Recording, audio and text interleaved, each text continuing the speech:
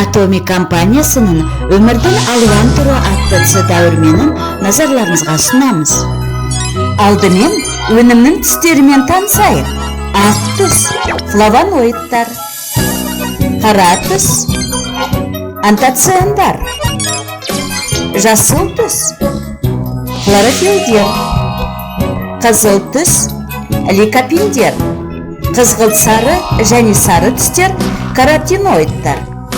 Өнімді шығарған компания 1988 жылы ұлттық астық білімі институтын қолдаумен Калифорнияда жұмысын бастап, 1991 жылы бүкіл елге танылды.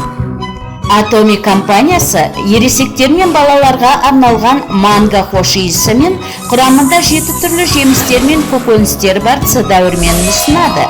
Манганың керемет тәтті әрі қышқыл дәмі баршаға, ересектермен қатар балаларға да ұнайды.